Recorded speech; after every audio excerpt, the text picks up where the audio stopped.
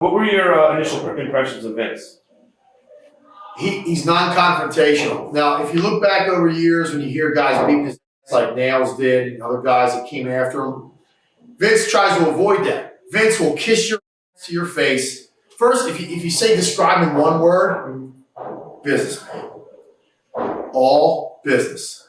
Sees you, greatest, shakes your hand, puts his arm around you. Don't matter who you are. Top guy, bottom guy. But then when you turn your back, that's when the knife goes in. Right. Tell you, oh, you had a great man, do this. Oh, we're going to do this with you. He wasn't a scumbag like Paul Lee, okay? But he's all business. I mean, multi-millionaire. He doesn't want me coming up and sucker punching or punching him in the face. Right. He wants to be my best friend. He wants the agents to come and say, okay, well, you're going to do the job again tonight and again and again and again. But when you see him, oh, he did great last night. It was my favorite match, all this other bullshit. So he's non-confrontational. He doesn't want to do the dirty work. He wants to be positive and happy in your face. And as soon as you turn away, that's when the knife goes in your back. Were you promised anything when you first entered that they didn't deliver on, or? Yeah, every time that you'd call with like not being on the I would always talk to Pritchard. It was always Pritchard, and the shit got old real fast. It was always like, oh, we were going to do this with you. We were talking about your name came up in the meeting. And Vince Russo was there. He was a gopher at the time, and he started just growing from there. Okay, he was more coming from the magazine at the time, and it wasn't so much like promised belts, but just promised more of a push. Right. In other words, oh, I say, Bruce, you saw my match with Shawn. You saw my match with, and I'm saving The Rock for last. You're saving my match. You're seeing my match with Scorpio. You're seeing this. You're seeing, oh, great heel. They love the character. Do something with it. And again, I've learned so much. Just now you look back and there's just so many guys. You can't. Right. The only guy I'm really friends with that are still there is Stevie Richards. Stevie Richards is the most bitter man in the history of wrestling. It does it to you, being there. Okay, being in that federation is cancerous. It usually doesn't kill you until you leave. It's in your, it's just in you for a good year until when you're away from it, is when it slowly gets out of your system. But Stevie, he's been looking over his shoulder for like 4 years, waiting for the cut, right. You probably know him, right? Yeah. He's a guy that, he's like a brother to me, but it's just like I can't even talk to him because he's just so bitter. Every word out of his mouth is like, he sent me an email last night, him in a picture, him and Chris Masters, right, saying, here's a guy that broke my face. Here's a guy that shattered my jaw, had reconstructive surgery. I'm a jabroni, and he's getting the top push. Right. Again, it's just one of those, I said, you know what, Stevie? It doesn't allow him, he can't have a girlfriend, he can't have a wife, he can't have a life. Every second of every day revolves around what Vince is doing or not doing with him. Right. Yeah. And I mean, that's the worst part of it. So I mean, it's just where you're again, not so much promised stuff, but they're all shallow promises. Things that you take the camel of water and the lake is empty type of thing. Right. Just nothing there. What was the locker room like? And how were the politics there? Politics were heavy when it came to, this is before, it was the Clique was in, like Shawn and Triple H, way before Triple H was banging Vince's daughter. Right.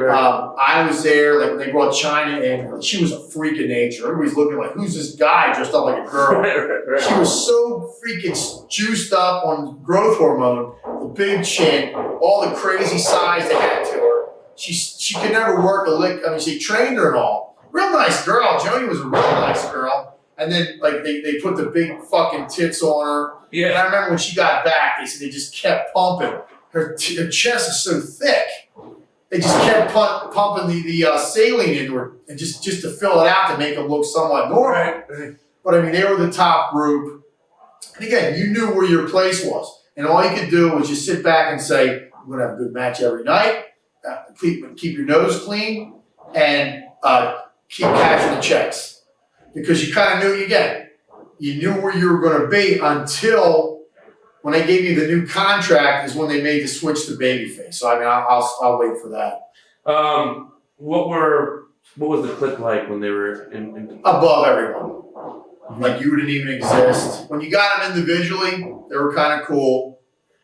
You know, the funny thing about Triple H now is, or back then, is he used to tease everybody. Like if he didn't see you for a couple weeks, he'd be like, "Jesus Christ, what are you on? You know, what are you get off the needle or something." Like, you know, he'd be teasing everybody else about it. And then he was just normal while I was there. Then afterwards is when he got into the heavy drugs and roids and growth hormone. And I'm thinking, I'm just laughing to myself. I'm thinking, for a guy that used to rib everybody about their size, this guy's the biggest freak more than anything. Yeah. Just the shit that he put in his body since that period of time. What are your thoughts on Shawn Michaels? Again, I mean, he was always cool. It wasn't like he'd ever go out of his way. He was kind of cool when it came down. He liked the character. Like, the guys would always, like, mimic what I would say, like, in a cool way. Like, just the bullshit you say on the mic before the match and say, you know, me like to tell all my fans. And it was always left-handed, so the fans start booing. And then when they saw you for a couple of months, the boos, the second I grabbed the mic, they start booing. You know, like thinking, this is getting over, because you hear the response, like the kayfabe sheets and stuff. It wasn't booing that they didn't want to hear it. It was booing knowing that I was going to feed them some kind of bullshit. Right. And your character was building without any help from the Federation.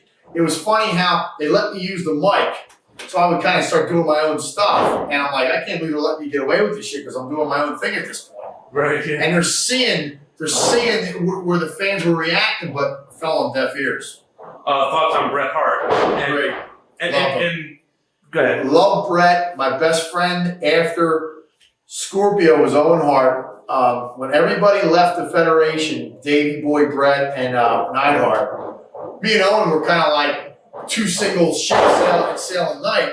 And again, I didn't have anything with him in common until that point. Owen was always nice, real, you know, you never hear anybody saying bad about Owen in this business. And he was always a ribbon. He was always goodwill ribs. So we did a couple of these appearances together and a couple of autograph things just coincidentally. We just started talking and we just like, again, he was always on another level because he was in the Federation forever. Mm-hmm. For somehow, again, he hated everybody else too. Right. He would go on these rants and he hated everybody else. He wanted to either be by himself. He saw that we felt the same way. So we hit it off automatically. So for my last 6 months, we were together, traveling every day, every trip together. And then when I turned in mine, I'll get to that later, when I quit, and then a year later when he died, I was just blown away. I said to myself, with all these fucking pieces of shit in this company, I wish died. You hate to say that to anybody, right. but the best guy died. Unbelievable.